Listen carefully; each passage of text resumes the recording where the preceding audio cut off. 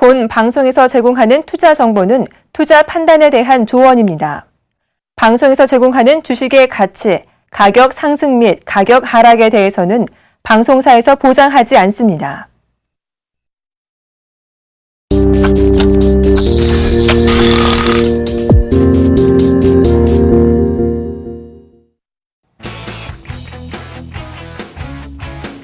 시청자 여러분 안녕하십니까. 막상막하 투맨쇼 시즌2의 예병군입니다. 자, 시장 오늘 옵션 만기일에 영향을 피해가지는 못했던 것 같습니다. 자, 바로 이 길이 옵션 만기일인데요. 시장의 급격한 하락세, 이게 과연 옵션 만기일의 영향 탓인지 아니면 바로 제일모직 상장이죠. 그 제일모직 상장의 여파인지는 모르겠습니다만 결과적으로 시장은 1%가 훨씬 넘는 급락세를 보이면서 마감이 됐습니다. 결과적으로 여러 가지 대외적 요건 그리고 악재들이 또다시 불거지면서 증시의 발목을 잡았는데요. 자, 제대로 올라가지도 못했던 한국 증시 참 우중충하고 추운 날씨만큼이나 참 좋지 못했습니다. 자, 일단 오늘 시장 정리부터 좀 하고 보고 오도록 하겠습니다.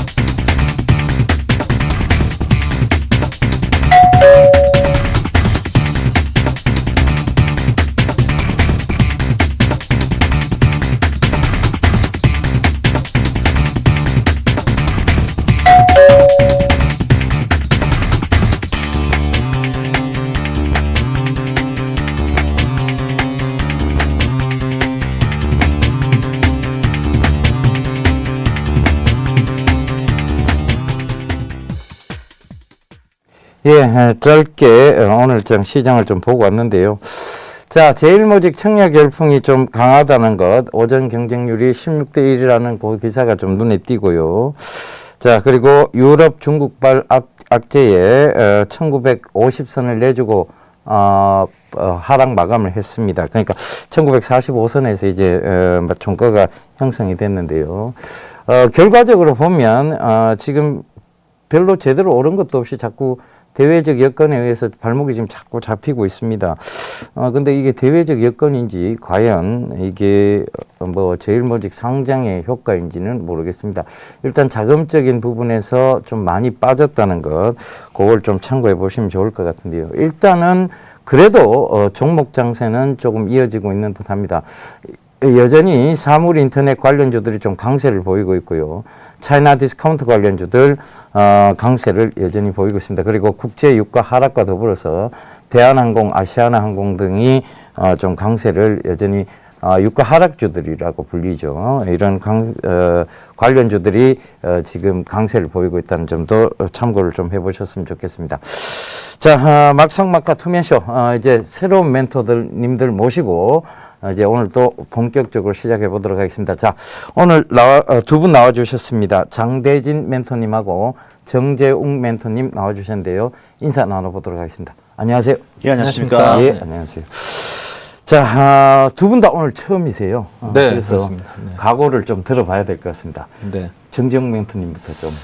예. 네, 저희 이제 출연하면서 또 우리 시청자분들 위해서 쪽지게 같은 이 투자 전략과 그리고 시황 분석 또 종목 추천까지 이렇게 시청자분들이 정말 믿고 투자할 수 있는 길잡이의 역할을 할 수 있는 멘토가 되도록 하겠습니다. 예, 정재웅 멘토님이십니다. 바로 끝자만 좀 다르신 분이 저희 여기 서울경제TV에 계시죠. 정재훈 멘토님이라고. 그분하고 좀 닮으셨어요. 이래 좀. 그래요? 예, 촌철살인 같은 그런 방송 좀 부탁드리도록 네. 하겠습니다. 자, 이번에는 장대진 멘토님께 오늘 각오도 좀 들어보고 하겠습니다. 예. 저도 이제 프로그램을 받고 나서 이게 쭉 이제 프로그램 흐름을 좀 봤습니다. 보니까는 일단은 뭐 처음에 처음에는 우리가 시장을 잘 풀어서 시청자 여러분들이 잘 이해하기 쉽게 저희가 풀어드리는 게 관건일 것 같고요. 그 잘 풀은 다음에 마지막에 종목을 또 잘 들여가지고 또 수익을 많이 낼 수 있도록 하는 게 저희 멘토 역할이 아닌가라는 생각이 듭니다. 그래서 저는 시장을 잘 풀고 그게 맞는 종목까지 잘 해가지고 수익까지 낼 수 있게 좀 많이 도움이 되도록 해보겠습니다. 감사합니다. 예, 이 멘토란 말의 의미는요, 여러분들 따라하고 여러분들 쉽게 따라하고 그러라는 의미가 아니고요. 바로 이 멘토라는 의미는 여러분들에게 어떤 기감이 되어서 여러분들이 좀 안정적인 투자를 할 수 있는 모범적인 답안을 제시해주는 역할을 한다고 보여집니다. 아마 오늘 나오신 두 분은 제가 봤을 때 가장 모범적인 답안들을 제시해 주시지 않을까 기대를 해보겠습니다. 자, 오늘 장 정리를 좀 해야 될 것 같은데요. 자, 이게 선물 옵션 동시만기일 영향입니까? 네. 아니면 이게 제일모직 상장 영향으로 봐야 되나요? 이걸 어떻게 받아들여야 되겠습니까? 글쎄요, 뭐 두 가지 다 영향이 있겠지만은 어떤 게 컸냐 하면 선물옵션 동시만기일 영향이 컸다 이렇게 볼 수 있겠고요. 오늘 외국인들이 선물을 8,000계약 이상을 매도를 했습니다. 그리고 최근에 시장을 보면은 삼성전자는 자사주 매입으로 올라가면서 지수는 빠졌단 말이죠. 그렇다고 하면 이 삼성전자가 자사주를 항상 전일 종가에 6만 주씩 이렇게 사자고 넣어놓고 있는데 이게 뚫렸을 때에는 밑으로 혹 쏟아질 수 있는 그런 시장의 이 불안감을 내포를 하고 있었다는 것이죠. 그래서 오늘의 하락은 삼성전자 자사주 체결이 되는 순간에 이미 한 20포인트 이상은 하락할 수 있다. 이런 부분들을 예상을 해볼 수 있었던 시장이고요. 더군다나 또 선물과 연계해서 외국인들의 또 단기 플레이가 나왔다. 결국은 만기를 노리면서 지수를 하락으로 이끈 오늘 하루였다. 이렇게 볼 수 있겠습니다. 예, 결국은 외국인의 매도가 문제였던 것 같습니다. 그런데 이 외국인 매도를 보게 되면 최근에 굉장히 단기성으로 움직이고 있습니다. 그러니까 조금 올라오면 외국인들이 어김없이 빼고 또 밑에서는 외국인들이 어김없이 담고 있는데요. 자, 이런 단기성 한문이 자금들을 좀 막을 수 있는 방법은 없을까요?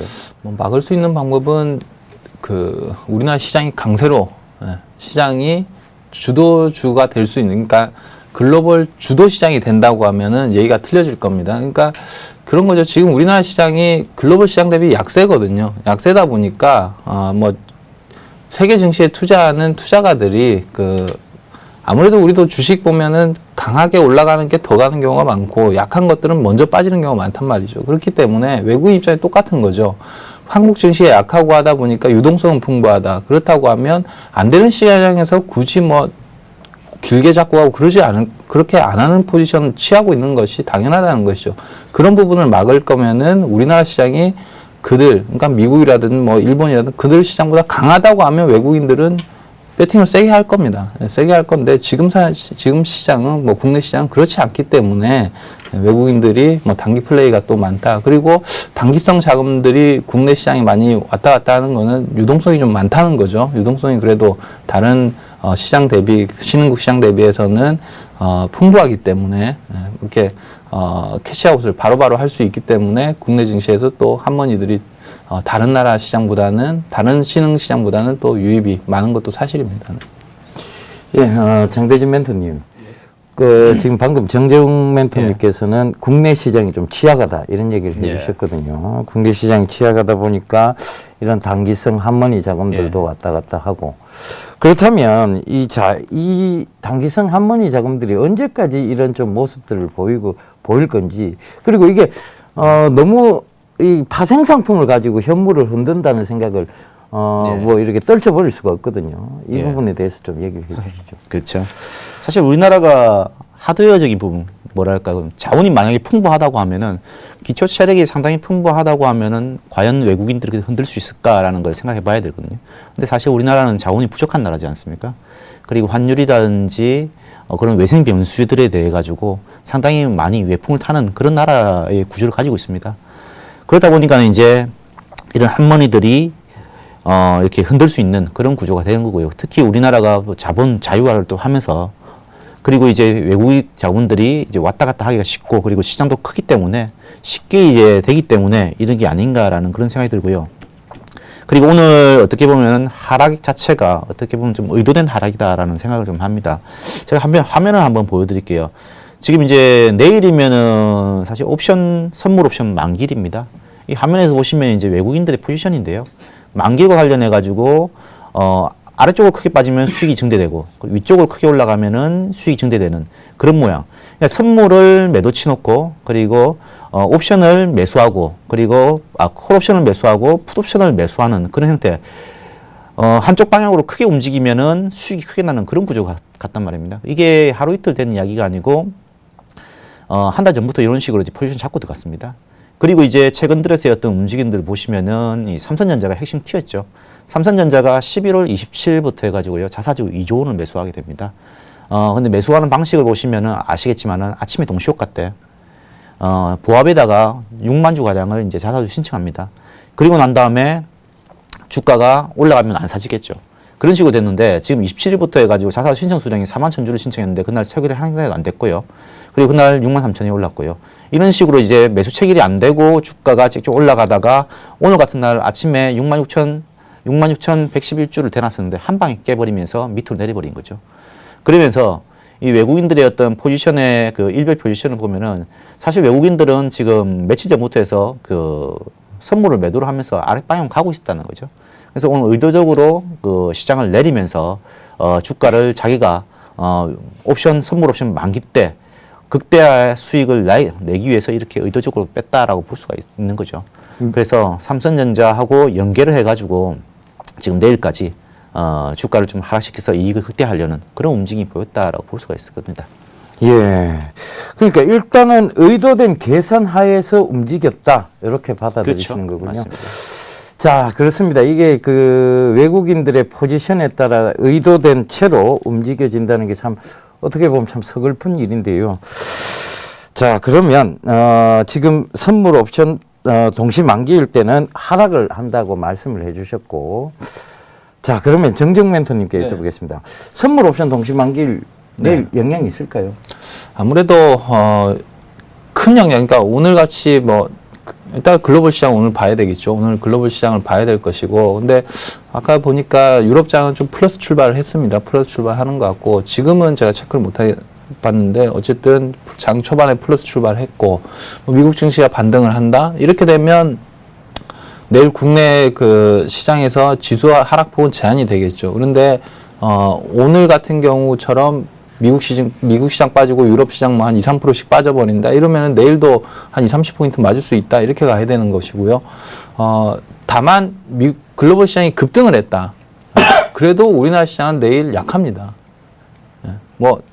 약하다는 게 플러스가 못 나고 마이너스 난다는 그 소리가 아니고 그들 시장보다 상승폭이 적을 것이고 하락으로 나올 수 있다는 것이죠. 그만큼 선물옵션 동시 만기일 관련해서는 아무래도 상승보다는 하락 쪽으로 지금 외국인들 포지션 자체가 그렇게 되어 있고 이 포지션이 급하게 변하지 않는다는 것이죠. 그렇기 때문에 내일은 아무래도 약세 국면이다. 오늘 같은 약세 국면이 내일까지 이어질 수 있다. 이렇게 보는 게 맞을 것 같습니다. 네. 예. 자, 그럼 두 분 다 지금 약세가 될 것이라는 얘기를 좀 해주셨는데요.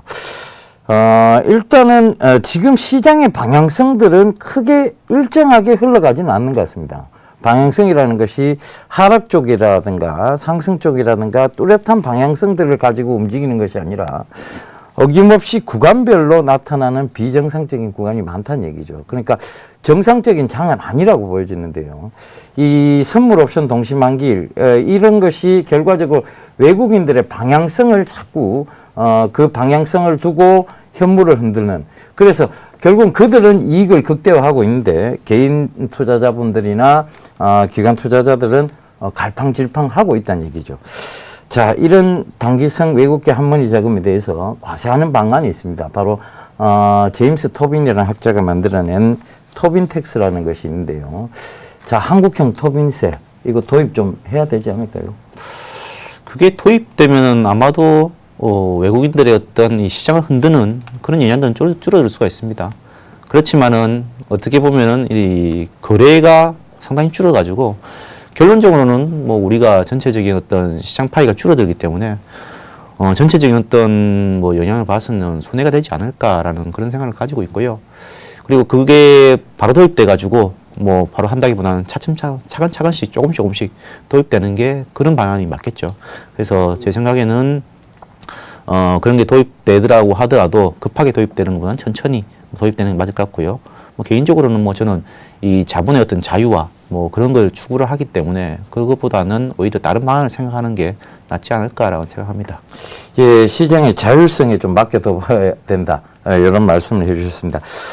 뭐 이런 여러 가지 얘기들이 있습니다. 시장의 자율성적인 측면에서 본다면 오히려 토빈 텍스에 대한 도입은 미뤄져야 된다는 것이 정상이고요.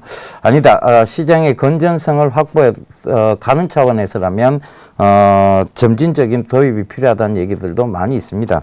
그런데 무엇보다 중요한 것은 여러분들의 마음가짐인 것 같습니다. 시장이 흔든다고 해서 여러분들 매번 흔들리시면 결과적으로 여러분들의 돈만 녹아납니다. 그런 점 꼭 좀 참고하시고요. 자, 이 프로그램 통해서 여러분들이 해안을 찾아가시기를 다시 한번 당부드리면서 자, 이제 이슈로 한번 넘어가 보도록 하겠습니다. 국제유가 하락에 따른 신흥국 통화가치 급락이 또 다른 경고음을 내고 있습니다.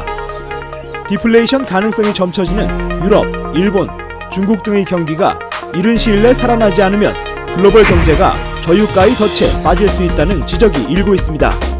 지난달까지만 해도 유가 하락이 글로벌 경제에 호재라는 분석이 많았는데요.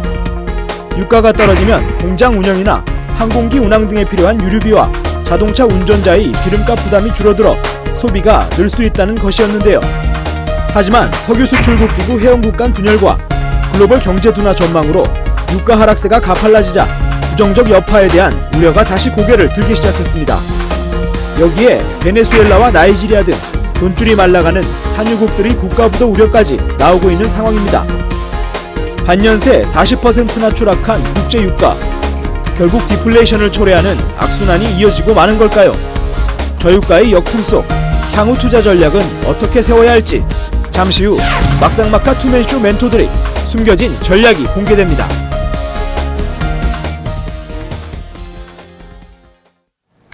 예, 요새 최근에 기름 넣으러 가보셨으면 잘 아실 거예요. 예전에 2,000원대 그리고 1,800원대가 질비했습니다만은 요새 기름 넣으러 가보면 1,600원대 이하도 많이 있습니다.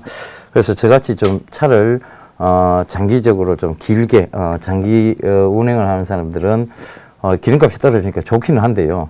자, 이것이 과연 소비 진작인지 또 다른 디플레이션의 공포인지 그는 조금 더 지켜봐야 될 것 같은데 자, 이것에 대해서 오늘 얘기 한번 나눠보도록 하겠습니다.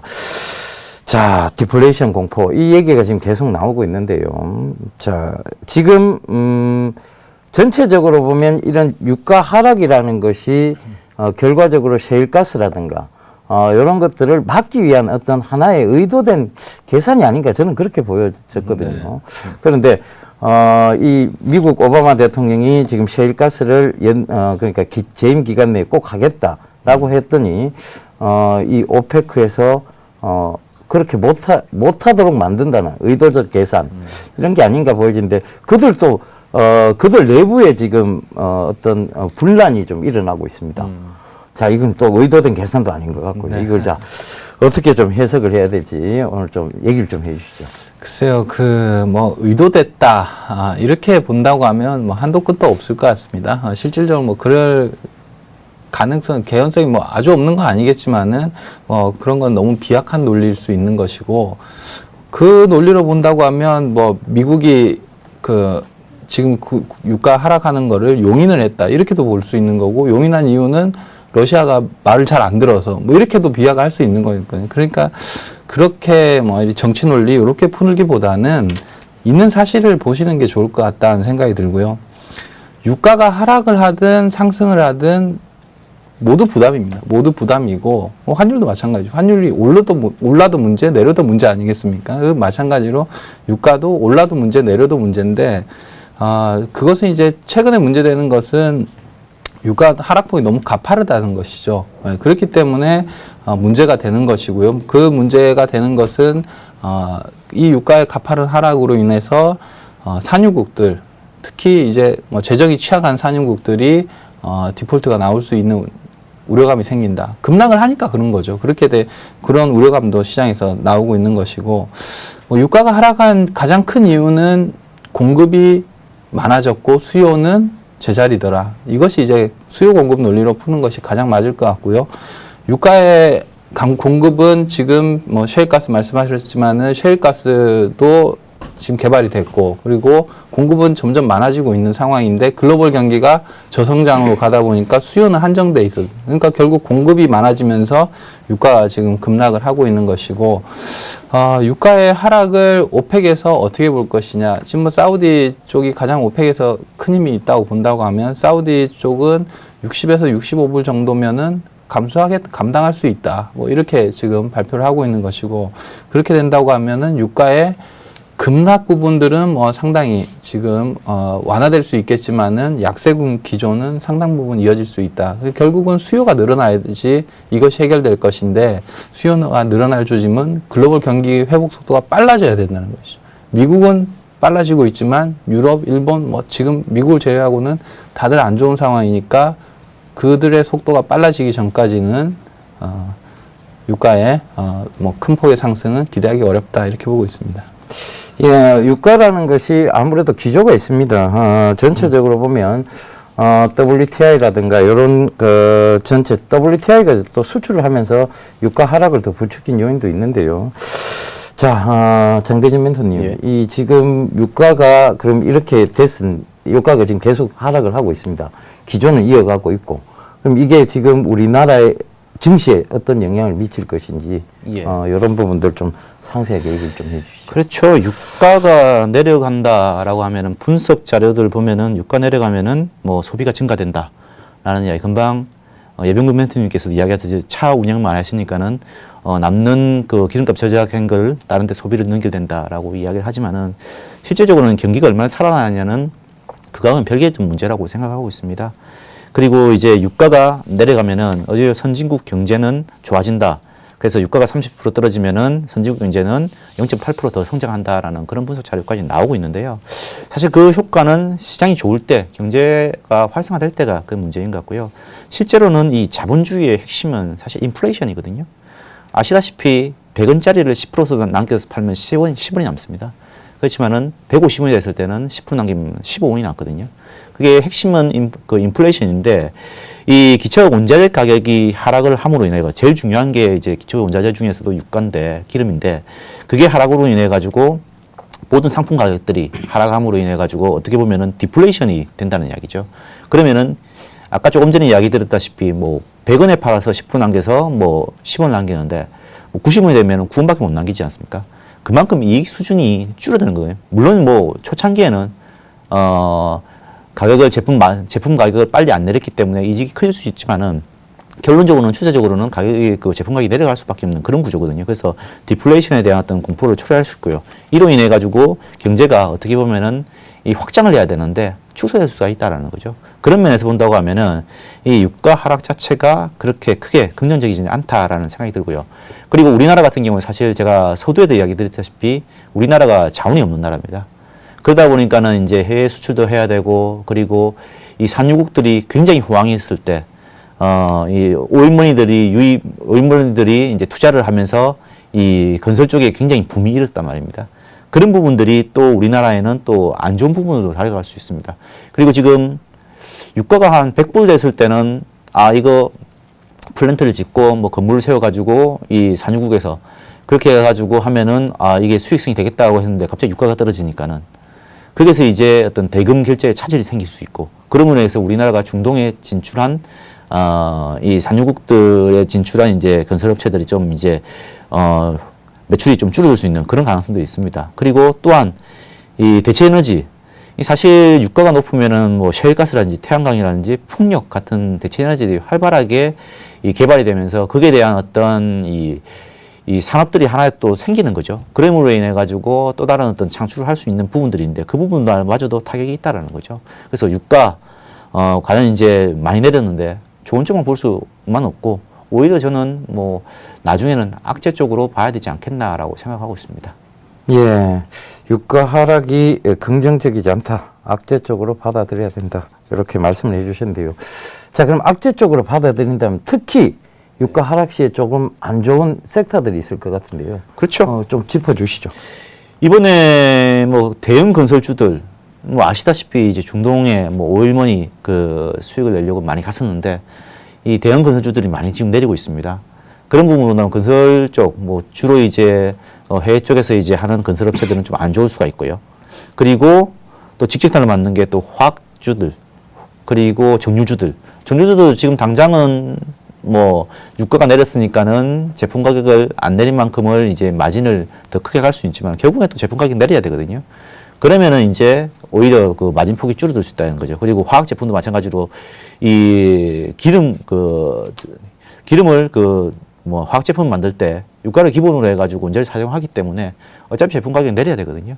그럼으로 인해 가지고 또 매출이라든지 수익성이 좀 줄어들 수 있다는 부분이죠. 그래서 이번에도 이 화학주들하고 정유주들 굉장히 좀 피해가 컸죠. 그래서 그런 부분들이 좀 안 좋은 섹터가 아닌가라고 생각합니다. 예, 지금 최근에 어떤 모습을 보면 이 유가 하락이라는 부분 때문에 사실 정유주라든가 조선주 이런 모든 종목군들이 좀 하락을 면치 못했습니다. 특히 건설 쪽에서의 어떤 하락 예견은 정확한 지적이신 것 같은데요. 지금 사실 보면 SK건설이 지금 중동에서 수주를 하고 있는데도 불구하고 매일 공사할 때마다 적자래요. 하면 적자랍니다. 그러니까 당연히 이 지금 SK건설과 관련된 종목군들이 쭉 떨어지고 있고 그러다 보니 그와 관련된 SK네트워크스도 계속 지금 연일 좀 빠지고 있습니다. 자, 그러면 이 자동차는 좀 잘 팔려야 되지 않겠습니까? 그죠? 자, 유가가 떨어졌으니까 차는 조금 더 잘 팔려야 되는데 이것도 경기에 대한 우려 이것 때문에 좀 또 자동차도 크게 좋지 않을 것이라는 의견들도 많이 나오고 있어요. 자, 결국 이 디플레이션으로 가는 겁니까? 디플레이션으로 가질 말아야죠. 가질 말아야 되는데 이제 유가가 하락해서 자동차 업종 뭐 수혜를 받을 수 있습니다. 근데 결국 그것도 이제 그러니까 자동차에 사고자 하는 그 수요가 많아야 되는 것이고 그건 이제 경기가 좋을 때 수요가 많아지지 않겠습니까? 그렇기 때문에 자동차주들은 대표적인 또 유가 하락 수혜주가 될 수가 있거든요. 그럼에도 불구하고 최근에 이제 자동차주들은 힘을 못 쓰고 있는 것이 국내 경기가 내수 경기가 부진하고 또 일본과의 또 치열한 또 경쟁을 하다 보니까 일본의 이 환율 문제가 있는 것이죠. 지금 환율 때문에 경쟁 심화, 우리나라 차들이 경쟁력이 떨어지다 보니까 자동차주들이 힘을 못 쓰고 있는 것이고 결국 이렇게 유가가 떨어져서 글로벌 경기까지 침체가 된다고 하면 디플레이션으로 갈 수 있다. 이렇게 결론이 나왔지만은 그것은 미국 경기도 같이 침체가 되어야 되는 것이죠. 그렇게 되면 이제 디플레이션 우려감이 생기는 건데 글로벌 디플레이션 우려감이죠. 근데 미국 경기는 지금 유가 하락에 대한 가장 큰 수혜를 받는 지금 그런 상황입니다. 그렇기 때문에 디플레이션 우려감은 크지 않다. 다만 유가 하락으로 인해서 국내 수혜받는 업종은 상당히 지금 제한적으로 나오고 있다. 이렇게 이해를 하시면 되겠습니다. 자, 그렇습니다. 그런데 이제 단도직입적으로 좀 여쭤봐야 될 것 같아요. 자, 지금 뭐 유럽 경기 둔화 우려, 그다음에 중국의 경기 둔화 우려, 거기에다 유가 하락까지 정말 대외적 여건은 악재 속에 있습니다. 그런데 자, 지금 최근의 모습을 보면요, 대형주들 여전히 좀 좋지 못합니다. 아마 실적적인 부분 때문인 것 같은데, 자, 지수 계속 떨어질까요? 이걸 단도직입적으로 여쭤봐야 되고 시청자분들이 제일 궁금하신 내용이니까. 네, 지수는 박스권입니다. 예. 네, 지수는 지금도 박스권이고요. 2년 전에도 박스권이었고 3년 전에도 박스권이었습니다. 앞으로도 당분간은 박스권이다 이렇게 보셔야지 지금 최근에 지수가 좀 하락했다고 해서 이게 추세 하락이냐 그렇지 않다는 것이죠. 그래서 지금 크게 보면 우리 과거 지금 한 3년 동안의 지수는 1800에서 한 2050 정도의 이 밴드를 움직이고 있고 특히나 올해 같은 경우는 그 밴드가 더 좁아지고 있는 것이죠. 하단이 올라왔다는 것이 1900으로 지금 수준에서 1900을 깨고 당분간 그렇게 뭐 크게 내려간다. 그것은 하락 1800 깨지면서 하락 추세로 간다. 이것은 아니라는 것이죠. 지금 결국은 큰 흐름은 박스권이고 당분간 이어진다. 이렇게 볼 수 있는데 그 이어지는 것이 무한하지는 않을 겁니다. 결국 우리한테는 시간이 점점 줄어들고 있는 것만은 분명하다는 것이죠. 이 박스권이라는 이 구간 내에서 우리나라 뭐 정책 당국자들은 어쨌든 경제 리더들이든 기업들이든 탈피하고 경쟁력을 올리는 것을 해낸다고 하면은 상향할 것이고요. 추세 상향을 이뤄낼 것이고 박스권 돌파하면서 그게 아니고 일본의 잃어버린 20년처럼 우리도 지금 잃어버린 5년 뭐 이런 소리가 나오는데 앞으로도 경쟁력을 회복하지 못하고 뭐 일본 중국에 계속 치인다 하면은 이건 추세 하락으로 나오겠죠. 그것은 벌써 일부 업종에서는 증명을 해주고 있습니다. 대표적인 것이 조선 업종이죠. 환율 때문에 이제 과거에는 조선 업종이 국내가 세계 1위였습니다. 그렇지 않습니까? 세계 1위였지만 최근에 엔저 현상으로 인해서 일본에 치이고 중국이 쫓아왔습니다. 그러면서 경쟁력이 떨어지니까 어떻게 되죠? 현대중공업 같은 경우가 50만 원 있던 것이 12만 원 이렇게 빠졌습니다. 추세 하락을 해버렸죠. 시장은 박스권인데 세계 1위의 조선업체임에도 불구하고 이런 현상이 벌어진다는 것이죠. 그것이 우리나라 시장 전체에도 벌어질 수는 있습니다. 아직은 아니지만은 그만큼의 시간은 자꾸 줄어들고 있다는 것이죠. 이렇게 좀 답을 하면 될 것 같습니다. 예. 네. 일단은 뭐 샌드위치죠. 그러니까 밑에서 치고 올라오고 있고 중국이라는 나라가 그죠. 위에서 지금 누르고 있습니다. 엔저로. 그러다 보니까 좀 어중간한 위치에 놓여 있다 이렇게 보여줄 수 있겠는데요. 어제 출연하셨던 우리 조민규 멘토님이 1960선을 박스권 하단이라고 얘기를 하셨는데 어김없이 오늘 보기 좋게 깨고 내려왔습니다. 예. 자, 박스권 하단 어디까지로 봐야 될까요? 보통 저희가 뭐 타 방송에 출연해가지고 뭐 한 3년 전부터 이야기 드렸던 게 상단은 2100, 하단은 1700이다라는 이야기를 많이 들었습니다. 그 이야기를 들으면서 근거를 GDP 성장률이라든지 아니면 일본과 같은 어떤 인구 구조의 어떤 고령화 그런 이야기를 많이 들었었는데요. 어차피 시장이 내려가면은 저도 뭐 1700까지 내려갈 수 있다라고 생각하고 있고요. 올라가봐야 뭐 2100이다라고 생각하고 있는데 이번에는 뭐 1900 정도 아래도 내려갈 수 있다라고 좀 생각을 좀 하고 있고요. 이번에 어떤 모습들은 제가 뭐 차트를 하나 보이면서 이야기 드릴게요. 화면에 보이고 있는 게 원엔 환율입니다. 사실 우리나라 지수가 굉장히 좋았을 때 현대차, 삼성전자 뭐 그런 그 빅2가 좋았을 때의 모습들은 2007년 이후죠. 이 원과 엔의 어떤 관계를 보면은 이 그래프가 올라가는 거는 원화가 엔화보다 가치가 떨어져서 경쟁력이 생기는 거고요. 반대로 이제 지금 2012년부터 해서 쭉쭉 흘러내리고 있는데 엔화가 그 약세가 되는 거죠. 더 약세가 되는 거죠. 그래서 지금 국면은 어떻게 보면은 이 과거에 엔화가 강세였을 때 어떤 우리가 수혜받던 것을 다시 엔화의 역습으로 지금 다가오고 있다라고 보시면 될 것 같습니다. 사실 우리나라하고 일본하고는 경쟁 관계에 있는 산업들이 굉장히 많습니다. 대표적으로 자동차죠. 자동차 같은 경우 현대차 지금 올해 뭐 예상 수익 비율로 하면은 P가 10배 아래입니다. 다른 업종의 어떤 종목들보다도 굉장히 낮다라고 하지만은 이 엔화의 어떤 역습 그리고 일본 자동차의 경쟁에서 과연 이길 수 있을까라는 걸 생각해 봤을 때는 그게 과연 싼가라고도 한번 되물어볼 수가 있거든요. 그런 모습들을 본다고 하면은 저 개인적으로는 저 엔화 원엔 환율의 어떤 움직임을 보면서 이 부분들이 좀 회복이 돼야지 원화가 엔화에 대해서 상대적으로 약세가 돼야지 좀 굉장히 회복할 수 있고 지수도 어느 정도 받치면서 올라갈 수 있다라고 보고 있습니다. 어쨌든 뭐 제가 이야기 드리는 건 대응의 관계이기 때문에 원엔 환율을 보면서 시장을 대응하면 된다라고 보고 있고 지금 현재로서는 하락 추세에 있다라고 보시면 될 것 같고요. 한 가지 더 보여드리면은 사실 우리나라가 외국인들의 어떤 그 머니들에 의해 가지고 많이 이제 조정받습니다. 사실 우리나라가 보는 거는 원화 베이스고요. 그리고 달러 베이스로 외국인들의 눈에 보는 달러 베이스를 본다고 하면은 사실 우리나라는 아직까지 하락 추세입니다. 그리고 지금 저점을 다시 갱신할 수도 있는 그런 위치에 와 있다라고 생각하고 있습니다. 그렇기 때문에 지금은 긴장의 끈을 늦추지 말고 시장을 지켜봐야 되고 리스크 관리를 잘해야 됐다라고 생각하고 있습니다. 예. 일단은 리스크 관리 쪽을 좀 많이 강조들을 해주셨습니다. 두 분 다. 그래서 시장을 좀 하락 쪽으로 좀 보고 계시는 것 같은데요.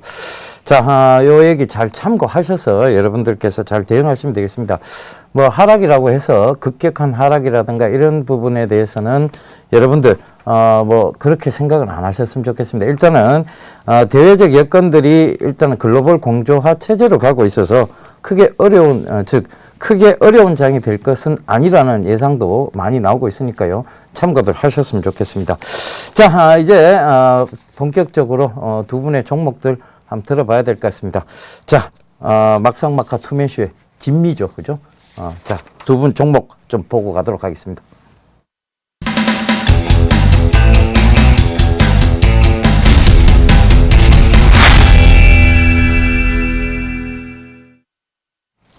예, 두 분 오늘 다 처음이신데요. 어떤 종목 가져오셨는지 화면으로 먼저 보시겠습니다. 자, 일단 정재욱 멘토님께서는 SM을 들고 오셨습니다. 자, SM의 투자 포인트로는요, 4분기 사상 최대 분기 매출액 전망이다. 엔화 약세가 선반영이 됐기 때문에 이제 걱정할 구간이 아니다. 이렇게 말씀을 해주신 것 같고요. 자, 장대진 멘토님은 오늘 아나패스를 들고 나오셨는데요. 자, UHD TV 고화질 판매 비중 증가에 따른 수혜다. 이렇게 말씀을 해주셨어요. 자, UHD TV 최근에 좀 인기를 끌고 있는 것 같은데요. 자, 본격적으로 얘기 들어보고 가도록 하겠습니다. 자, 오늘 정재욱 멘토님께서 먼저 좀 해주셔야 될 것 같습니다. 네. SM에 대해서 좀 설명을 해주시고 투자 네. 포인트까지 좀 간략하게 얘기해 주시고 빠르게 자, 매수 전략까지 좀 얘기를 해 주십시오. 그렇게 하죠. 예. 예. 제가 방송에 이제 출연하면서 앞으로도 이제 종목 추천을 할 텐데 저는 가장 좋은 주식은 한계가 보이지 않는 주식이라 이렇게 보고 있습니다. 그래서 이 SM을 오늘 첫 종목으로 가지고 왔는데 SM의 그 투자 포인트는 크게 네 가지 볼 수 있겠습니다. 첫 번째는 이제 사상 최대 분기 매출액 전망이 된다. 4분기가 여태까지 가장 큰 매출을 기록할 것으로 보여지고 다만 이익 부분은 조금 빛이 바랄 수도 있겠습니다. 최근에 엔화 약세가 심했고 SM의 매출 구조를 보면은 국내가 가장 크고요. 그 다음에 일본, 그 다음에 중국 이렇게 갑니다. 중국이 한 13%대고 일본은 그보다 좀 큰 이런 상황인데 엔화가 뭐 상당히 약세를 보였죠. 지금 뭐 120엔대까지 달러당 이렇게 내려왔고 원엔 환율도 930원, 40원 뭐 이렇게 하니까 그런 그 환율 쪽에서의 환차손이 조금 있다 보면은 이익 부분은 매출액 늘어난 만큼 나오진 않겠지만은 그래도 4분기 때 분기 사상 최대 매출액 성장을 지속하고 있다는 것이죠. 그 부분이 가장 중요할 것 같고 그리고 이제 저는 또 내년을 훨씬 좋게 보는 이유 중에 하나는 중국 시장입니다. 그러니까 우리가 이제 한중 FTA가 올해 체결이 되었고요. 그것이 내년에 발효가 됩니다. 그렇게 되면 저 13억이라는 거대한 중국 시장이 열릴 것이고 최근에 중국 시장에서 중국 머니들이 국내에 엔터테인먼트 쪽을 상당히 겨냥을 많이 하고 있습니다. 뭐 YG도 그렇고 또 국내 엔터 업체들과 중국 업체들의 제휴설들이 계속 흘러나오고 있는데 얼마 전에 SM도 그랬죠. SM도 알리바바에서 1,000억 투자설이 있었습니다. SM은 사실 무근이다 했지만은 그것이 결정이 그러니까 타결이 이 투자에 대한 뭐 도장을 찍지 않았다 뿐이지 협의는 혹은 오더는 있었다는 것이죠. 얘기는 잘 안 됐을지 몰라도 어쨌든 이 중국 쪽에 FTA를 발효가 된다면 중국에 있는 머니들이 또 중국에 있는 엔터 시장을 국내 시장이 상당 부분 성장을 해나갈 수 있는 밑거름이 된다는 것이죠. 그 부분이 가장 큰 또 성장 동력으로 작용할 것으로 보여지고 그렇게 되면 2015년도에 상당히 큰 폭으로 실적 성장할 수 있는 것이 SM이다. 또한 그 콘서트들 본다고 하면은 지금 4분기 때 올 연말 콘서트들 일본에서 뭐 오늘도 기사가 나왔습니다. 소녀시대에서 일본에서 5만 명 도쿄돔 했는데 거기서 또 매진 행렬, 엑소, 뭐 슈퍼주니어 매진 행렬이 이어지고 있고 콘서트 매출도 급증을 하고 있죠. 이런 부분들 엔화 약세만 아니라고 하면 SM은 상당히 좋은 히든 카드가 될 만한 종목이다 이렇게 보고 있습니다. 차트를 보면서 매매 전략까지 말씀을 드리도록 하겠습니다. 지금 차트를 보면은 최근에 이 주가가 멤버들 엑소의 멤버 그리고 소녀시대의 멤버 한 명이 탈퇴를 했었죠. 이 탈퇴를 하면서 주가 급락을 한 이후 반등 이후에 최근에 조정을 받고 있습니다. 이 조정은 31,000원 전후에서 3만원 전후에서 조정이 마무리될 가능성이 커 보이고요. 주가는 재차 반등을 할 것으로 보여집니다. 그것은 이제 실적 호조세와 또 이런 그 성장에 대한 효과들이 있는 것이죠. 그래서 목표가는 제가 4만원 제시하도록 하겠고 손절가는 25,000원을 제시하도록 하겠습니다. 그리고 매수가는 31,000원을 제시하도록 하겠습니다. 예, 최근에 SM의 모습을 좀 보면, 조금 악재가 조금 겹치지 않았나. 그러면서 주가도 좀 많이 빠졌는데 과도한 우려가 아닌가라는 생각도, 듭니다. 사실상 보면, 지금 SM의 주력이라고 할 수 있는, 엑소라든가, 그리고 소녀시대가 아직도 활발히 활동을 하고 있고, 자, 그렇습니다만, 결과적으로 지금 악재는 계속 나오고 있기 때문에 시장에서 불안하게 받아들이고는 있는 것 같아요. 그러니까, 자, 이제 그 소녀시대도 늙어가지 않습니까? 그죠? 네. 예, 뭐, 100만 안티를 양성하는 소리가 방금 들렸는데요. 자, 어찌됐든, 소녀시대도 나이가 들고 있고, 그렇다면 지금 SM이, 지금 다른 YG나, 그 다음에 JYP보다는 좀 신뢰가 좀 적은 것도 사실이거든요.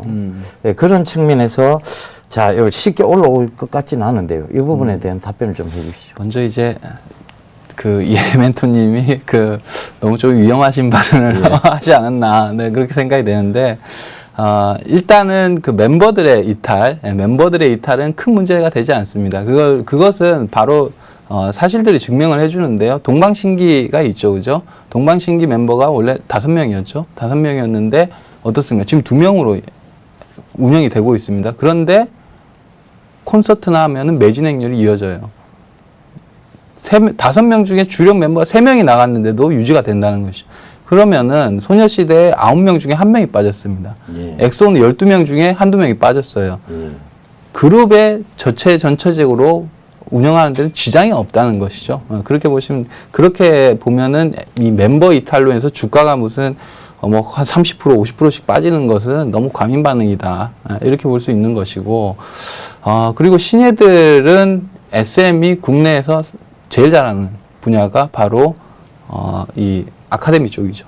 예. 예, 신예들을 키워서 그것을 스타로 만드는 것은 YG보다 FNC보다 어느 매니지먼트보다 이 SM이 가장 잘하는 분야일 것입니다. 그래서 SM의 경쟁력에는 큰 문제가 없다. 오히려 그런 것들로 인해서 주가가 빠진다고 하면 저가의 매수 기회다. 이렇게 보시는 게 좋겠습니다.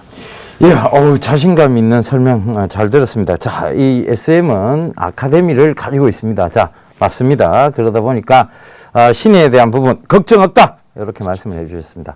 자, 그러면 우리 장대진 멘토님의 아나페스 들어보고 오도록 하겠습니다.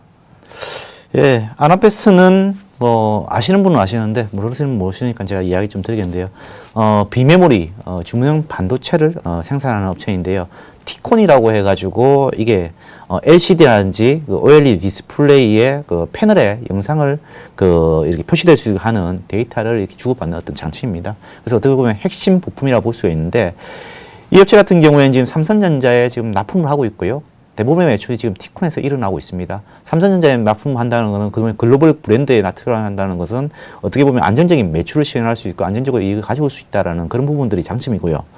그리고 지금 과거에 이제 뭐 OLED 뭐 TV가 나온다 뭐 그렇게 했지만 결국에는 TV 시장은 지금 UHD TV가 지금 굉장히 많이 판매가 되고 있고 성장성이 높게 지금 가고 있습니다. 그만큼 이제 고화질의 고화질의 TV가 지금 사람들이 선호를 하고 있고 판매가 비중이 높아지고 있기 때문에 이에 따라서 아나페스도 마찬가지로 수혜가 될 수 있다라고 생각하고 있고요.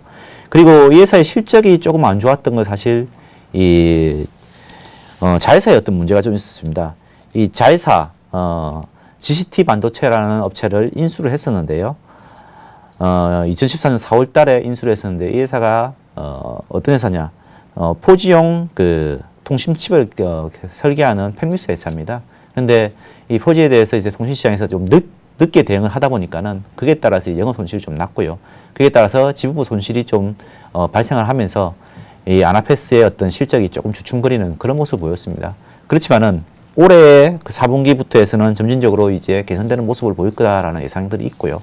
그리고 이 자회사가 어떤 그 정상적인 수준을 찾아간다고 하면은 실제로 감춰지고 있던 아나페스의 어떤 실력들이 나올 수 있다라는 생각이 듭니다. 그래서 이제 바닥권에서 터닝을 했기 때문에 한번 주목해서 보시라고 이야기 드리겠고요. 제가 차트를 보면서 투자 전략까지도 이야기 드리겠습니다. 조금 전에 이제 차트를 보면서 이야기 드린다는 부분들이 이 부분인데요. 사실 2013년도 4월에 이제 자회사를 인수를 했고요. 그 이후로 이제 지분부 손실, 이에 따라서 이제 실적이 부진함에 따라서 주가가 내려간 부분들이 이 부분입니다. 그렇지만은 이제부터 주가가 터닝을 해가지고 올라갈 때는 자회사의 어떤 문제들이 해결되고, 그리고 UHTV에 대한 어떤 이 판매 증가로 인해 가지고 수혜가 예상된다는 부분이 있기 때문에 주가가 터닝한다라고 생각하고 있고요. 그리고 수급적인 측면에서 위쪽에 보시면은 이게 기관 쪽입니다. 기관 쪽에서 파란색으로 표시된 게 매도를 했다는 이야기인데요. 매도를 하다가 최근 들어서는 매수가 들어오는 모습이 수급적인 측면에서 터닝하고 있다라고 보시면 될 것 같습니다. 그래서 아나페스를 좀 길게 가지고 간다고 본다고 하면은 굉장히 좋은 주식이라고 생각하고 있고요. 내년도에 본격적으로 이 주가의 흐름들이 제 가치를 받는다라고 생각을 좀 하고 있습니다. 그래서 오늘 종가 기준으로 해가지고요, 추천을 드리겠고요. 주가의 어떤 그 본질 가치를 찾는다고 하면은 뭐 16,000원 정도는 가야 된다라고 보고 있습니다. 그래서 저는 16,000원 정도를 목표가로 좀 제시해 드리겠고요. 이 회사의 어떤 흐름상으로 본다고 하면은 11,000원 정도는 깨지지 않는 흐름에서 나온 그 주가가 흘러가야 된다 생각합니다. 그래서 11,000원이 깨지지 않는다고 하면은 좀 시간 걸리더라도 좀 장기적으로 한번 보자라고 이야기 좀 드리겠습니다. 예, 가격 전략까지 잘 들었습니다. 자, 그런데 아나페스에 대해서 제가 또 질문을 하나 드려야 될 것 같아요. 자, 어떻게 보면 단기적인 좀 슈팅을 노린 계산도 좀 있지 않으셨나 이렇게 보여지는데요. 자, 뭐 실적적인 측면 좋습니다. 그런데 최근에 보면 이제 사물 인터넷 관련주들이 굉장히 급등을 좀 했습니다. 네. 근데 이 사물 인터넷의 기본, 즉 가정에서의 기본은 홈 오토메이션인데 그 홈 오토메이션을 자, 이 UHD TV 쪽으로 해서 구현을 하려는 게 삼성의 의지인 것 같아요. 예. 자, 그렇다면 이거 사물 인터넷 연관해서 들고 오신 건 아니신지? 그렇진 않습니다. 예. 뭐 제가 기본적으로 제가 리서치팀 출신입니다. 그렇기 때문에 기본적으로 회사의 어떤 재무제표라든지 기본 손익 부분들이 돌아가는 거, 뭐 터닝 부분들을 되게 주목해가지고 기본은 그 기업의 어떤 분석을 하고 그 다음에 차트를 보고 들고 오는데요.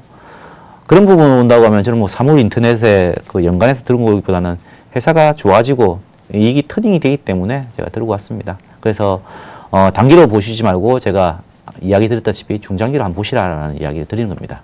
예. 제가 질문 던진 제가 굉장히 민망해지는 참 좋은 답변을 해주셨습니다. 자, 한 분은 이제 코스닥에서의 IT 부품주를 들고 오셨고 한 분은 코스닥 대형주의 SM을 들고 오셨어요. 자, 둘 다 어떻게 보면 지금 SM 같은 경우에는 중국발 어떤 호재를 좀 보시는 것 같고 아나페스 역시 어떤 앞으로의 성장성을 보실 것 같은데요. 자, 제가 한마디로 좀 여쭤보도록 하겠습니다. 정정 멘토님. 네. 자, 이 SM, 저 성장성 정말 좋아합니다. 네. 어떤 성장성을 가지고 있다? 명확하게 시청자분들을 설득할 만한 딱 촌철살인 같은 한마디 좀 해주시죠. 네. SM은 국내 최고의 엔터테인먼트 회사다. 그리고 스타들이 콘서트를 하면 항상 매진이다. 그리고 13억이라는 중국이 바로 옆에 있다. 이렇게 말씀드리겠습니다. 예. 예, 알겠습니다. 그러니까 결과적으로 SM은 글로벌 엔터테인먼트 업체로 도약할 것이다라는 얘기를 해주셨고요. 자, 성장성을 한마디로 좀 일축을 해주시죠. 예산 사실 성장성보다는 가려졌던 부분들이 나타난다라고 보시면 됩니다. 그래서 자회사의 부실들이 정상화됐을 때 본질의 가치가 나타난다. 그런 회사가 바로 아나페스다라고 이야기 드리겠습니다. 예, 숨겨진 히든카드 있다.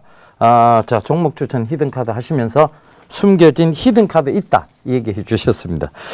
자, 서로 질문하실 건 없으시죠? 네. 예, 뭐 서로 질문은 없으시는 걸로 하겠습니다.